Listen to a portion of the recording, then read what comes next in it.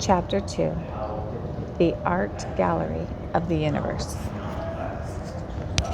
When and how did geometry begin? Who first discovered the lines, curves, and shapes that we call simple geometric forms? These forms were discovered by the earliest humans who wandered on planet Earth, for they were forms found everywhere in nature. In the vast art gallery of the universe, let us return in our imaginations through tens of thousands of years to the time when the first humans wandered alone or in small groups over the earth. Future masters of the earth, they were still cringing in fear. All the great secrets and wonderful resources were locked away from them, awaiting the key of discovery. They hid from the lightning. They were severely frightened by the seemingly blind and ruthless forces of nature.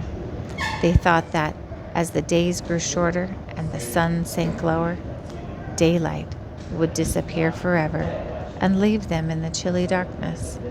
So they huddled by their precious fires. Fire, that was the first great secret wrestled from nature. Prehistoric people tended the fires that started when lightning struck trees and learned to make their own fires. But this did not dispel their dread that the sun was dying. All early peoples have shared the fear, the rites, and chants, and sacrifices were developed to help the sun's return. Gradually, however, the returning warmth and light raised their spirits. This cycle had to occur again and again through centuries before they became confident in its dependable pattern, and slowly they began to absorb a feeling of rhythm and harmony and order in nature. Terror gave way to wonder and fresh discovery. They began to listen to the music of the wind and the beat of the rain. On warm nights, they heard insects' songs and the symphony of frogs. They noticed the time beat of their hearts and the rhythm of breathing. They began to observe lines. The jagged lightning was terrifying, but they felt the tranquil peace in the line of the far horizon, like the position of their own bodies when they lay down to sleep. They admired the strong permanence in the line of a tall, straight tree, like their own positions when they stood up. They saw the sadness in the curve of a wilted stem and the airy lightness in the same curve on a soaring cloud.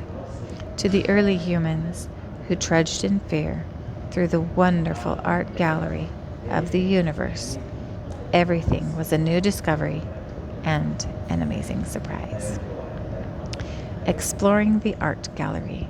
Before we learn how geometry came out of these discoveries, you may want to tour the same art gallery for yourself. Just look around you, and you will find circles, right angles, triangles, squares, 5-sided pentagons, 6-sided hexagons, and spirals, beautifully revealed by nature in sky, earth, and sea. Gaze at the immensity of the night sky. The greatest natural law that we all feel and appreciate is that of order over chaos. It can be seen in the patterns of the starry firmament, not just those visible to the naked eye, but the ones disclosed by telescopes and calculations. In outer space, distant galaxies, immense clusters of stars unfold in gigantic spirals. Closer to us, planets and comets swing around the sun in elliptical orbits. Meteors blaze into our own atmospheric in parabolic curves. Or look through the microscope at the intricate beauty of crystals. For centuries, down under the earth, under its great heat and pressure, minerals have been solidifying into crystalline form. Crystals are the flowers of the mineral world. They grow by building onto themselves the same materials that they are made of. One mineral can be identified from another by its crystal, for that is the geometric form a chemical substance assumes when changing freely from liquid or gas to a solid. Large or small, regular or irregular, all crystals are of a given mineral have the same inner lattice structure and the same relations between faces and axes. Quartz crystals. Have you seen quartz crystals? They are six-sided or hexagonal prisms capped by a six-sided pyramid.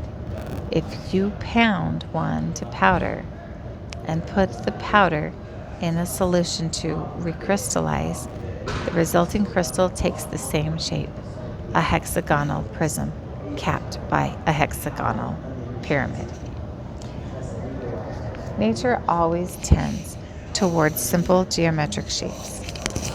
These are the result of universal laws of inner structure and outer symmetry. The same forces that mold a teardrop mold a star. And these forces are at work everywhere in the geometry of living things. Did you ever wander through forests and fields in the early spring?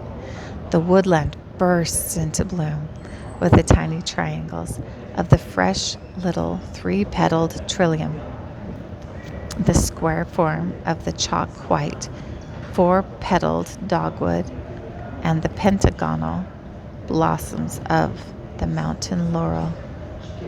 The fruit trees swell out with five-petaled flowers, bend close to the ground and see tiny ferns opening, topped with delicate spirals, and notice the spiraling tendrils on the vine. Stroll across a meadow covered with five-petaled buttercups and the circular faces of daisies and dandelions.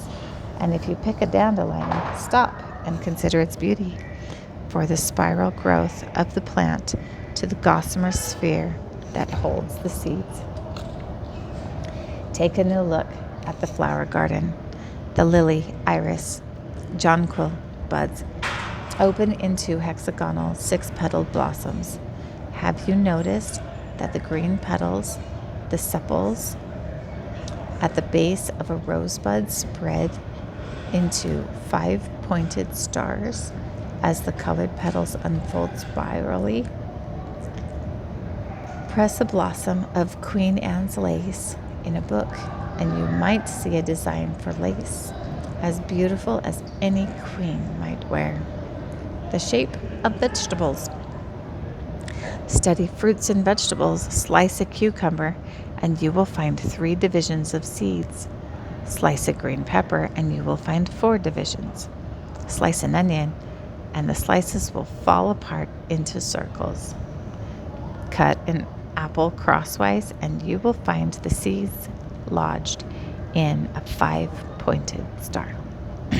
Best of all, view the seashore with new eyes. If you are collecting shells, examine the spiral on the shell of a tiny sea snail, a spiral that seems to have been drawn there by the huge twirling wave that rolled up on the beach. Have you ever seen a sand dollar? It is a very delicate white circle. Look at it carefully, and you will see a little 5-petaled flower etched on one side and a larger one extending to the edges of the circle on the other side. If you have ever come across starfish in a shallow wave, in the shallow wash of a wave, you will have surely noticed that most of them are 5-pointed. Have you ever seen a sea urchin clinging to the rocks with little feelers like pine needles? Dry it and brush the needles off, and you will find that the small domed shell is marked with a 5-divided pattern. When you are about to dive off a dock into the warm August water of the bay, the sight of a sea nettle or jellyfish is not welcome. But pause for a moment to study the lacework and structure of its design before you find a new place to swim. Everywhere in nature, the shapes that we call simple geometric forms, these shapes seem endless. The simple divisions of a circle by 3, 4, 5, and 6 are infinite in their variety and beauty in nature's constructions. For within nature's law of order, there is variation, an overall order with uniqueness of detail. These are some of the wonders and laws to observe in nature's showcase. We need to have them called to our attention because we have partly lost touch with nature. But early people were terribly, even frighteningly close to nature and nature's forces. They saw and felt her marvels very strongly. So it was from the vast art gallery of the universe that early humans learned the geometry they would use in the Stone Age. Snowflake forms. These 6-petaled ice flowers are hammered and forged in the upper air by the forces of wind and cold. Snowflakes are always 6-sided. That is their law, yet each one is different. So there is freedom within the law, and that is the study of variations within the law that makes mathematics so fascinating and by no means easy. For mathematics goes beyond the simple and familiar into the realm of the abstract and the imagination.